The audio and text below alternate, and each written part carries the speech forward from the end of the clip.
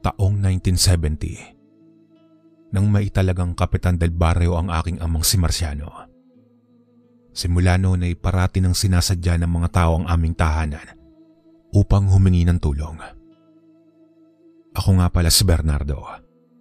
21 taon pa lamang ako noon. At dahil nag-iisang anak na lalaki ay ako ang parating isinasama ng aking ama para puntahan ang mga lugar kung saan may mga natatagpo ang bangkay. Noong una ay halos bumaliktad ang aking sikmura kapag nakakakita ng bangkay. Ngunit kalaunan ay nakasanayan ko na rin. Ako na rin mismo ang tumitingin kung kulang ang laman loob ng mga biktima dahil halos pare-pareho na rin ang itsura ng mga natatagpuan naming bangkay. Wakwakan tiyan at kulang-kulang na ang mga laman loob. Palagi ring usapan sa aming baryo ang tungkol sa aswang na pagala-gala raw sa gabi at siyang nambibiktima sa mga tao para maging kanyang hapunan. Hindi naman ako naniniwala sa mga sabi-sabi dahil para sa akin ay lumang tugtugi na ang mga iyon. Ang tinitignan kong dahilan ng patayan ay ang mga sindikatong nagbebenta ng laman loob ng tao para kumita ng malaking salapi. Nang mga panahon din kasing iyon ay uminit ang balita na pwede nang ilipat sa ibang katawan ang mga laman loob ng tao. At dahil nga bago pa lang ang pamamarang iyon, ay malaking salapi ang kapalit nito at ibinibintang lamang nila sa aswang ang kanilang kahayupan para makatakbo sa batas. Kaya bumuo ako ng grupo kasama ng ilang matatapang na kabaryo para tugisin ang kawatan na nagbebenta ng laman loob. Tanga ng aming mga itak at baril ay sama-sama kaming rumoronda sa gabi para matuldukan na ang patayan sa aming baryo. Halos 1 linggo na rin kaming rumoronda ng aking mga kasamaan. Ngunit hindi pumapabor sa amin ng kapalaran. Mukhang alam ng kawatan na rumoronda kami kaya naman nag-iingat na sila. Pero hindi pa rin kami tumigil. Patuloy lang kami sa pagronda hanggang isang gabi ay napasabak kami sa isang labanan. Sa hindi kalayuan sa aming posisyon ay nakarinig kami ng sigaw. Sigaw dulot ng sakit at hapdi. Sigaw ng isang taong malalagutan na ng hininga. Kaagad naman kaming nagtungo sa pinanggalingan ng sigaw. Ngunit huli na kami. Isang bangkay na lang ang natagpuan namin. Gula-gulanit ang suot at wala ng laman loob. Mabilis naman kami nagsikalat upang hanapin ang salarin dahil siguradong hindi pa ito nakakalayo. 4 kaming rumoronda noon at tinahak namin ng magkakaibang direksyon. Mabilis akong tumakbo noon habang tanga ng isang itak at baril. Hanggang sa may maaninag akong isang hugis ng katawan ng tao sa di kalayuan. Minabuti kong lumapit pa at huwag muna itong paputukan. Dahil baka lalo lamang itong makatakas kung magiging padalos-dalos ang aking galaw. Mabilis at maingat kong sinundan ang hinihinala kong katawan na tumapos sa buhay ng lalaki kanina. At unti-unti na nga akong nakakalapit sa kanya. Nang kaunti na lang ang aming distansya, ay itinuto ko na sa kanya ang hawak kong baril. At nang masinta ko na siya sa kanyang paa, ay agad kong ipinuto ko yun. Kailangan ko lang siyang patigilin. Dahil kahit malakas ang kutob kong siya ang kawatan, ay hindi pa rin ako sigurado kung siya nga. At baka makadisgrasya pa ako ng inosente. Nang maiputo ko na ang baril ay nadapa naman siya. Indikasyon na tinamaan ko nga siya. Pagkatapos noon ay agad naman akong tumakbo patungo sa kanya upang questionin. Ngunit nagulat ako sa aking nakita. Hindi tao ang kaharap ko.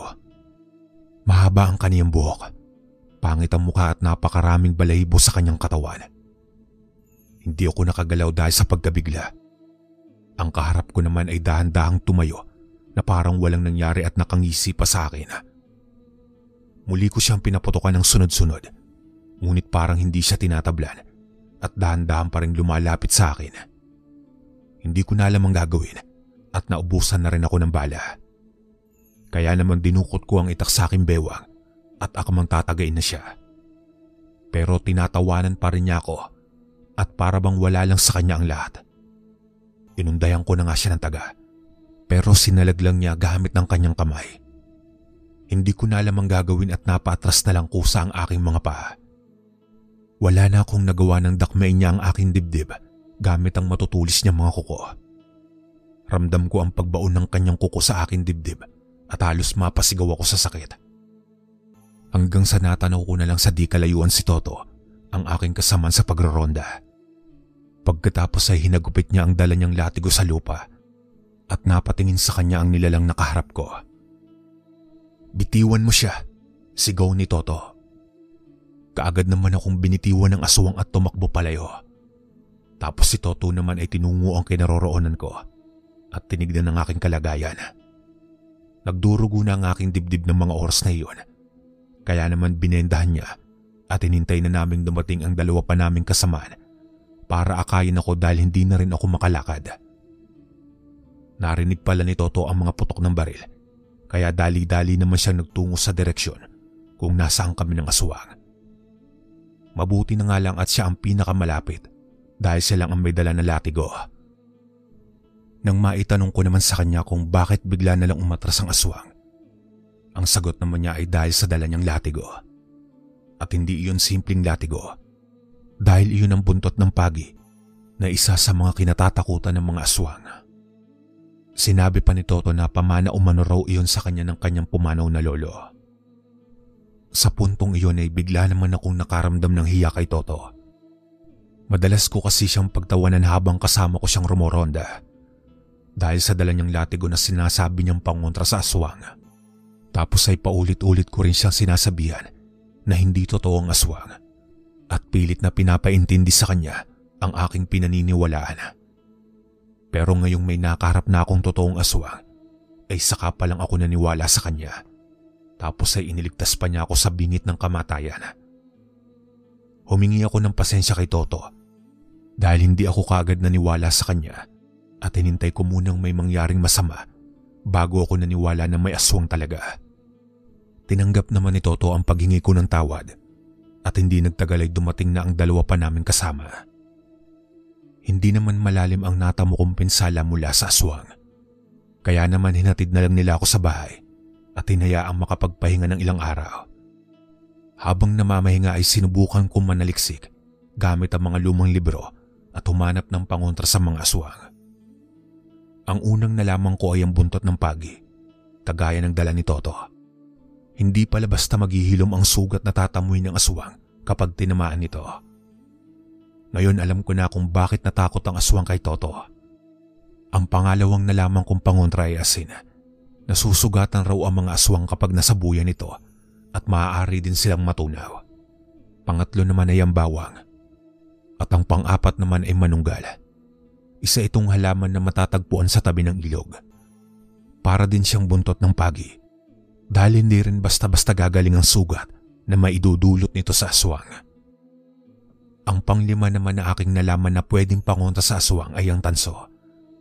Kapag merong ka raw tanso sa iyong bulsa, ay hindi ka kayang buhatin ng aswang. At ang pinakahuli at importanteng nalaman ko ay ang pilak.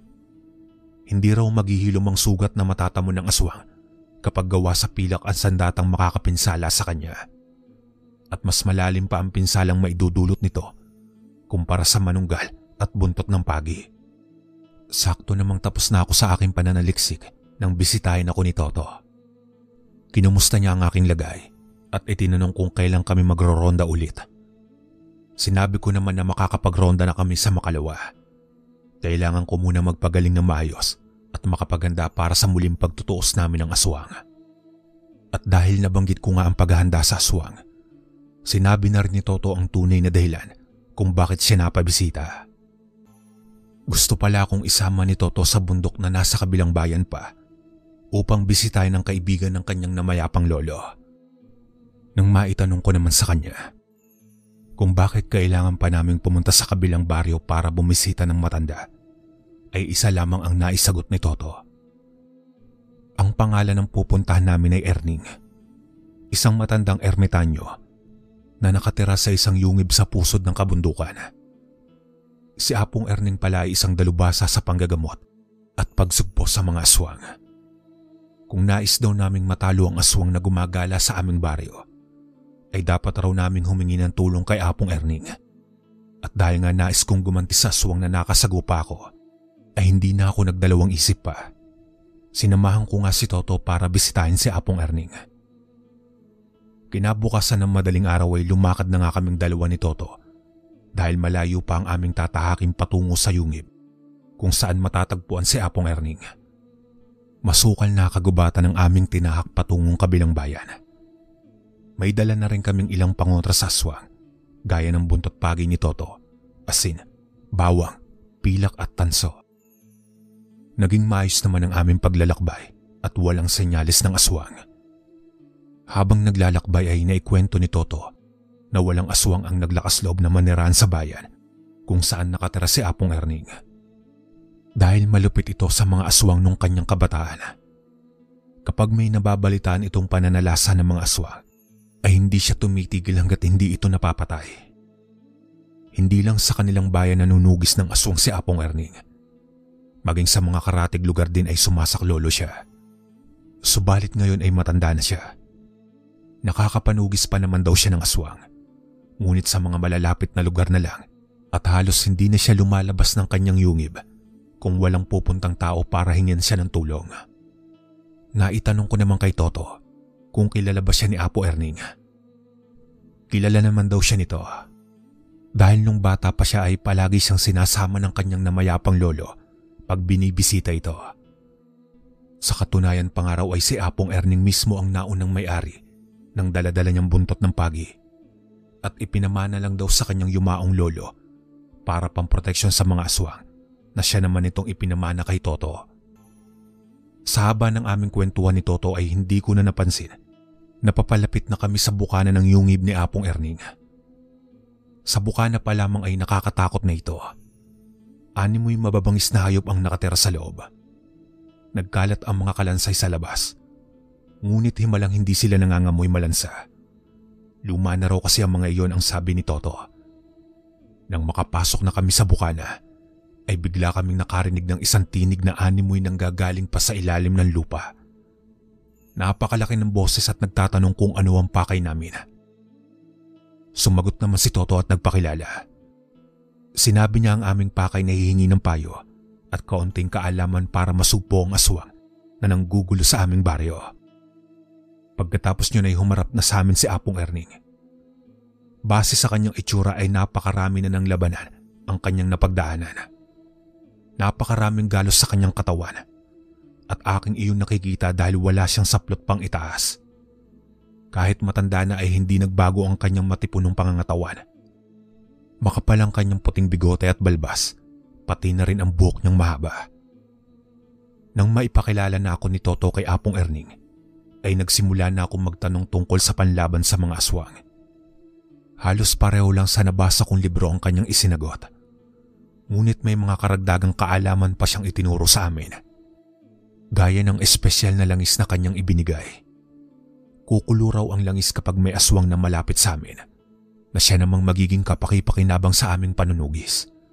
At habang abala ko sa pagtuklas ng kakaibang mga gamit sa kanyang yungib, ay bigla niyang naisingit ang tungkol sa aking sugat na natamo sa nakalabang kong aswang.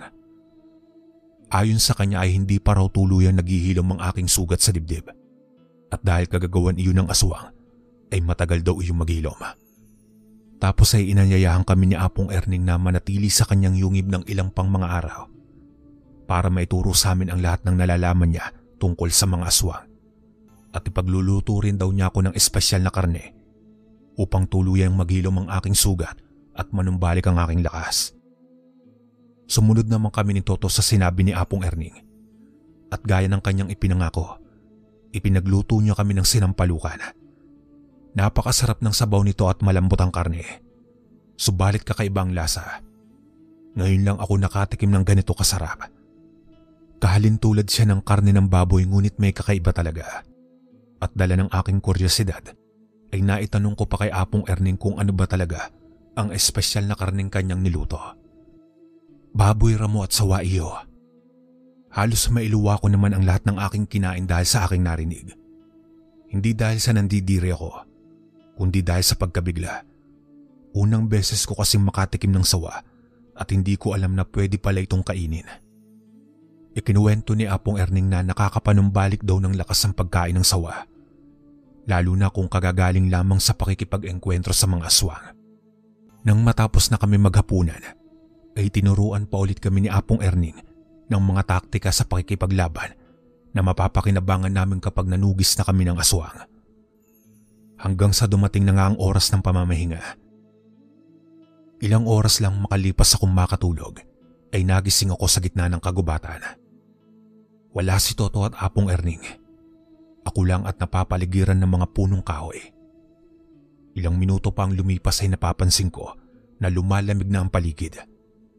Palingon-lingon lang ako at hindi gumagalaw mula sa aking kinatatayuan. Hindi naman nagtagal ay nararamdaman ko na hindi ako nag-iisa. May mga nagmamasid sa akin at nasa paligid lang sila. Hindi nagtagal ay unti-unti na ako nakakarinig ng iba't ibang tunog o huni. May matinis at may malalim. At ilang sandali pa ay nagpakita na sila sa akin. Iba't ibang elemento at lamang lupa ang aking nakita. May mga kapre, tikbalang, duwende, nuno at iba pang hindi ko alam ang pangalan. Nakapaikot silang lahat sa akin at dahan-dahang papalapit. Nakaramdam na ako ng takot ng mga oras na iyon at nagsitayuan na ang lahat ng mga balahibo ko sa katawan. Patuloy pa rin sila sa paglapit hanggang sa 1 pulgada na lang ang pagitan ko sa kanila ng paikot. Pero patuloy sila sa kanilang ginagawa hanggang sa marinig ko ang boses ni Apong Erning. Sinabihan niya ang mga elemento na itigil na ang kanilang ginagawa tapos ay dahan-dahan silang lumayo sa akin. Nang makalayo sila ng kaunti ay si Apong Erning naman ang lumapit sa akin. Pagkatapos ay nagbitiw siya ng ilang mga kataga. "Bernardo Iyo, alam kong isa kang taong may gininto ang puso at iilan na lamang ang natitirang katulad mo. Ako naman ay isang matanda na uugod-ugod na at bilang na ang oras na nalalabi. Matagal ko nang gusto magpahinga, ngunit marami pa akong kailangang gawin. Kaya gustuhin ko mang mamahinga ay hindi pwede. Pero ngayon ay nakahanap na ako ng magiging kahalili. Isang binatang matapang at may ginunto ang puso. Kaya sa iyo ko ipapasa ang aking gawain na minana ko pa sa nagdaang mga henerasyon ng mga manunugis. Sa iyo ko ipapamana ang aking agimat na siyang tanging nagbibigay buhay sa akin. Simula sa araw na ito, ikaw ay magiging manunugis ng mga aswang. Ikaw ay katatakutan ng mga aswang at kalulugdugan naman ng taong bayan. Kaya humayo ka, Bernardo Iyo, at iyong tuldukan ang kasamaan ng mga aswang." Pagkatapos banggitin ang mga katagang iyon, ay bigla lamang may gumapang na puting ipis papalabas sa bibig ni Apong Erning. Pagkalabas ng ipis sa kanyang bibig, ay bigla naman itong lumipad sa akin at nagpupumilit na pumasok sa aking bibig. Pinilit ko pa itong pigilan ngunit huli na ang lahat. Nakagapang na ito sa kaloob-looban ng aking lalamunan hanggang sa hindi ko na ito maramdaman. Si Apong Erning naman nakaharap ko ay bigla na lamang bumilis ang pagtanda. Kung kanina ay nasa 60 anyos lang ang kanyang itsura, ngayon ay makikita mong uugod-ugod na siya. Bigla naman nagsalitang muli si Apong Erning. "Bernardo Iyo, pagkagising mo ay lisanin na ninyo ang aking yungib. Pakawalan niyo na rin ang aking mga alagang baboy ramo dahil wala nang mag-aalaga sa kanila. Kunin mo rin ang aking mga kagamitang panlaban sa mga aswang dahil ikaw na ang bagong may-ari ng mga iyon. Naniniwala rin akong naituro ko na ang lahat ng aking kaalaman, kaya humayo ka at buksain mo ang mga aswang. Hayaan mo na lang din ang aking bangkay sa yungib at huwag niyo na itong gagalawin.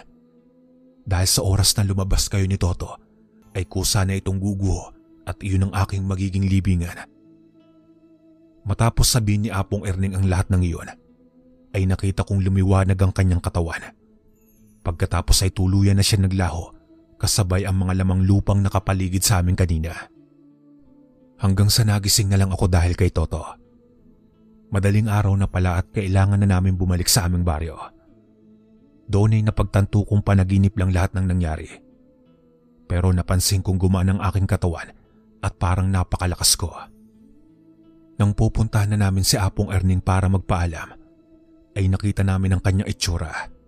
Nagbago ito kagaya ng nasa panaginip ko. At napag-isip-isip kong hindi lang panaginip ang nangyari. Mukhang pumasok si Apong Erning sa aking panaginip para ipasa ang kanyang agimat.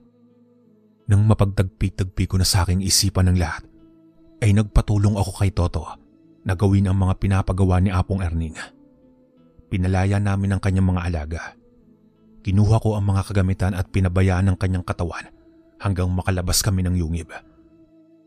Habang naglalakad na kami pauwi ay naikwento ko kay Toto ang aking napanaginipan. Tapos ay manghang-mangha siya sa kanyang narinig at marami pa akong naikwento sa kanya. Nang makauwi kami sa aming baryo ay parang walang nangyari. Inilihim ko muna sa aking pamilya ang mga nangyari sa yungib ni Apong Erning. At ang tanging sinabi ko lang ay ginamot ako ni Apong Erning at binigyan ng mga panlaban sa aswang. Sinabi ko rin sa aking mga magulang na pagsapit ng gabi ay tutugisin na namin ni Toto ang aswang para hindi na ito makapambiktima pa sa aming baryo. Kinagabihan nga ay pinuntahan na ako ni Toto sa aming bahay. Ibinalita rin niya sa akin na 2 na lamang kaming manunugis dahil natakot na ang 2 pa namin kasama. Sinabi ko naman sa kanya na ayos lang dahil mas matututukan namin ang panunugis kung kaming 2 lamang. Nagsimula na nga kaming lumakad at magronda sa aming baryo. Hindi namin alintana ang mabato at maputik na daanan basta mahanap namin ang aswang at mapatay. Habang nagro-ronda ay patingin-tingin ako sa espesyal na langis sa maliit na botelya. Tinitignan ko kung kukulo ito dahil senyalis iyon na may aswang sa paligid. Dahil sa botelyang may espesyal na langis ay mapapadali na ang paghahanap namin sa aswang. Sa kalagitnaan ng aming pagro-ronda ay nakarinig na kami ng kakaibang tunog. At animoy binabanggit ang salitang tik-tik ng malakas at paulit-ulit. Ayon kay Apong Erning ay senyalis ito na may aswang. Pero habang malakas pa raw ang tunog ay malayo pa ang aswang. Kapag naman daw halos bulong na lang ang tunog ay malapit na lang ito. Narinig ko na rin ang tunog na ito noong habang nagro-ronda kami. Pero hindi ko pa iyon pinansin noon dahil hindi ko pa alam kung para saan ang tunog na iyon. Pero dahil sa mga naituro ni Apong Erning ay alam ko nang huni iyon ng aswang. Kahit alam naming malayo pa ang kalaban ay naging alerto kami ni Toto. Pagkatapos ay unti-unti naming sinundan ang tunog. Nalaman din namin kay Apong Erning kung paano malaman ang direksyon ng aswang dahil sa huni nito. Habang sinusundan namin ni Toto ang huni ng aswang, ay napansin naming humihina na iyon. At unti-unti na rin kumukulo ang langis sa loob ng botelya. Indikasyong malapit na kami sa aswang. Maingat ang aming mga naging pagkilos dahil ayaw naming mapansin kami ng aswang. Ilang minutong lakaran pa ay natanaw ko na ang aswang na kasalukuyang pa lamang na naghahanap ng mabibiktima. Inilabas ko na ang buntot ng pagi na pamana sa akin ni Apong Erning. Tapos ay mabilis ngunit maingat na lumapit ako sa aswang. Pero kahit anong ingat namin ni Toto ay napansin pa rin kami ng nilalang. Mabilis itong tumakbo papalayo sa amin. Ngunit mabilis ko rin itong hinabol. Ngayon ko lang nalaman na dumoble pala ang aking bilis at agad kong naabutan yung aswang. Mabilis naman itong sumugod sa akin gamit ang matutulis niyang kuko. Pero dahil sa panibago kong bilis, ay nakailag kaagad ako at hinagupit ko siya gamit ang buntot ng pagi. Tinamaan ko ang nilalang sa parteng tiyan, pero nakahanda pa rin ito sa susunod na pagsugod. Hindi na ako nagsayang pa ng pagkakataon. Ako na ang sumugod imbis na hintayin ko pa siya. Sa pagkakataong iyon ay tinamaan ko siya sa kanyang tadyang na naging dahilan ng pagtumba niya sa lupa. Mula doon ay paulit-ulit ko na siyang hinagupit hanggang sa awatin na lang ako ni Toto. At sinabi niyang tama na dahil hindi na makakalaban pa ang aswang sa dami ng kanyang tama. Umuwi naman kami ni Toto bitbit ang aswang. Nagulat pa ang aking ama pagkatapos ay pinuri niya ang aming katapangan ni Toto dahil nahuli na namin ang aswang na namiminsala sa aming baryo.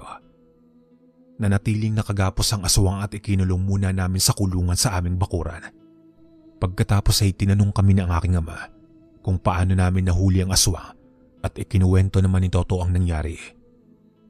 Kinabukasan naman ay ipinatawag ng aking ama ang aming mga kababaryo upang ipamalitang nahuli na namin ang aswang at susunugin namin ito ng buhay bilang babala sa mga kaori nito na hindi na dapat sila manggulo at mambiktima sa aming baryo. Hanggang dito na lang po ang aking kwento mga kalakbay. Maraming salamat.